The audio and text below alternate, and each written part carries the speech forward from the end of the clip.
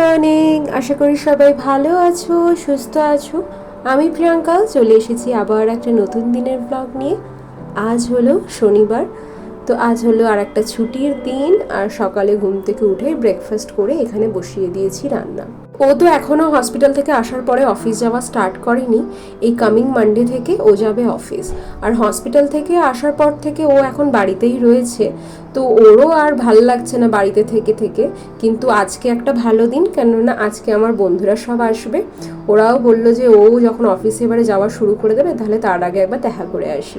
তো আজকে হিমাদ্রি, ইন্দিরা এরাই আসবে। তো আজকে ওদেরকে সকাল থেকেই আসতে বলেছিলাম, কিন্তু হিমাদ্রি যেহেতু অফিস আছে, ওর স্যাটারডে অফিস আছে, তো সেই জন্য ইন্দিরা বলে তাহলে হিমাদ্রি একদম অফিস থেকে আসুক, তারপরেই ওরা একসাথে আসবে। তো ওরা সন্ধ্যাবেলায় আসবে। আর আমি এখানে সকাল সকাল ব্রেকফাস্টটা করে রান্নাগুলো দুপুরের বসিয়েছি একটু পালং শাক দিয়ে পাঁচমিশালি একটা তরকারি। এখানে পাবদা মাছের একটু ঝাল ঝোলের মতো করছি, একটু পাতলা ঝোল টাইপের করছি। রান্নাটা একদম সিম্পল রাখারই চেষ্টা করেছি, কারণ সবে হসপিটাল থেকে জাস্ট কয়েকদিন হলেও এসছে।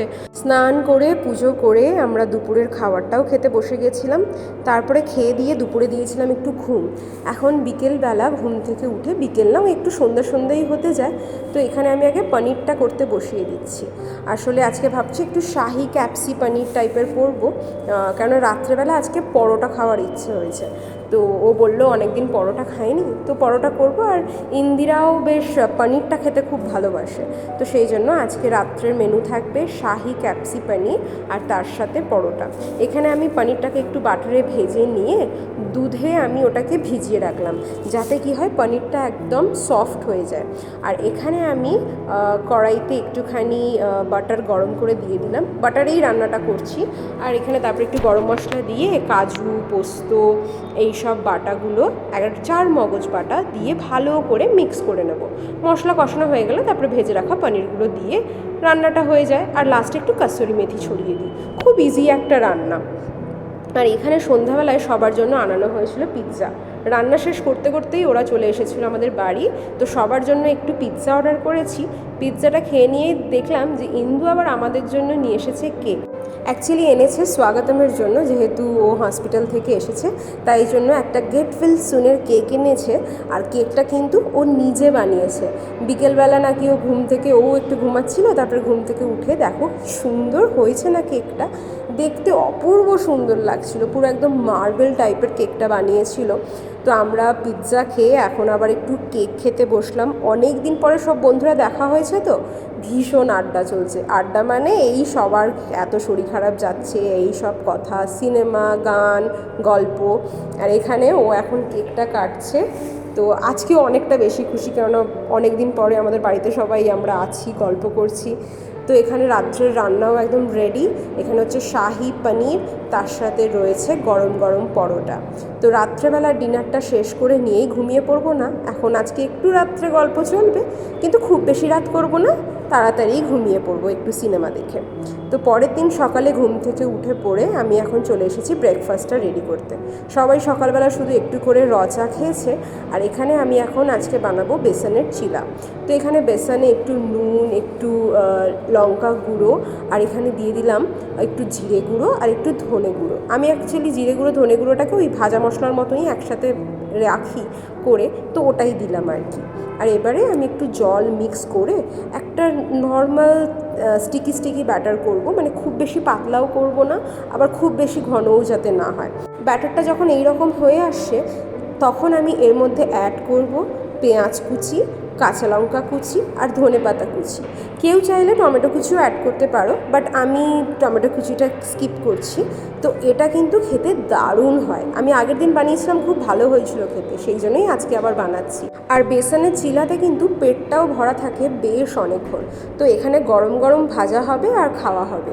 তো প্রথমেই আগে ছেলেদেরকে খেতে দিয়ে দিচ্ছি, কেন ওরাও দুজন অনেকক্ষণ ধরে উঠেছে। তো ফার্স্টে ওরা খেতে বসে যাচ্ছে, আর তারপরে আমি আর ইন্দু নিয়ে বসবো। মোটামুটি একসাথেই ভাজা চলছে, জাস্ট গরম গরম হচ্ছে আর ওদেরকে প্লেটে সার্ভ করা হচ্ছে। বেসনের চিলাটা কিন্তু খেতে সত্যি ভালো হয়েছিল। এটার সাথে যে যে টাইপের সস নিতে চাও নিতে পারো, কেউ গ্রিন চিলি সস নিয়েছিল, কেউ টমেটো কেচাপ নিয়েছিল, যার যেটা ভালো লাগে। কিন্তু এটা খেতে গরম গরমই হবে, ঠান্ডা হলে এটা কতটা ভালো লাগবে আমি জানি না। আমরা যেহেতু গরম গরমই খেয়েছিলাম, খেতে কিন্তু খুব ভালো লাগছিল। আর আজকে আমি এখানে রান্নাগুলো করতে করতেই, ব্রেকফাস্টে রান্না করতে করতেই চিকেন পকোড়াটাও ভাজতে বসিয়ে দিয়েছিলাম। আসলে আজকে বানাবো, অনেক দিন ভালো কিছু আর বানানো হচ্ছে না, তো সেই জন্য ভাবলাম আজকে একটু চিলি চিকেন বানাবো। আর বন্ধুরাও সব এসছে, আর আমরা চারজনই ফ্রাইড রাইস, চিলি চিকেন এগুলো খেতে ভীষণ ভালোবাসি। তো ব্রেকফাস্টটা মোটামুটি সবার এখানে রেডি করা হয়ে গেছিলো। ওরাও খেতে খেতে আমাদেরটাও নিয়ে চলে এসেছি। আগে নিয়ে এখানে বসে একটু খাওয়া দাওয়া করে তারপর আবার রান্নাঘরে বাকি কাজটা করব।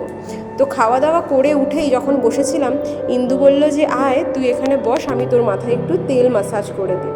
তো আমি বললাম, যখন এত সুন্দর করে বললো আমি আর ওয়েট করলাম না।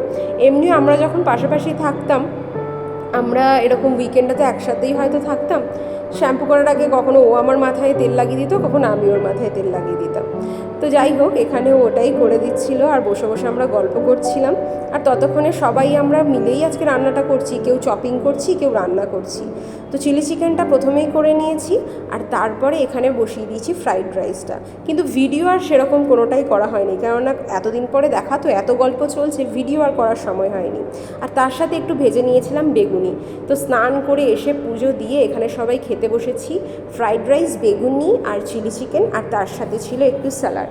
আজকে বেশ ভালো ছিল খাবারটা। তো সন্ধ্যাবেলা অবধি ওরা ছিল, 7টার সময় ওরা বেরিয়ে গেল বাড়ি। তো ওরা চলে যাওয়ার পরে এখানে ও আরবান ক্ল্যাব থেকে হেয়ার কাটিংয়ের জন্য ডেকে নিয়েছিল। আসলে এখন ওকে অতটা সালন বা এগুলোতে পাঠাতে চাইছি না, তাই জন্য বাড়িতেই ডেকে নিয়েছি। আর কালকেই যেহেতু অফিসে যাবে, তো এই কদিন একটু বেশ দাড়ি এগুলোও তো বেড়ে গেছিলো, চুলটাও অনেকটা বেড়ে গেছিলো, তাই জন্যই কাটিংটা করিয়ে নিচ্ছে। যাই হোক, দুটো দিন খুব ভালো কাটলো, বন্ধুরাও সবাই এলো। বেশ কয়েকদিন এই শরীর খারাপ হসপিটাল এইসবই যাচ্ছিলো, এতদিন পরে বন্ধুরা এলো, গল্প হলো, দারুণ দুটো দিন কাটলো।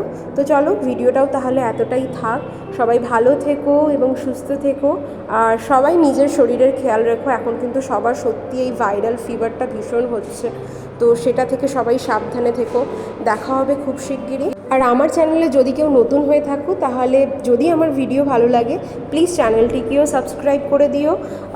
আবার আসবো নতুন নতুন ভিডিও নিয়ে। কিছুদিন যেহেতু এই হসপিটালের এইসব চলছিল, তাই জন্য ভিডিওগুলো আর পরপর দেওয়া হয়ে ওঠেনি, আবার পরপর দেবো। তো দেখা হবে খুব শিগগিরই। Thank you so much.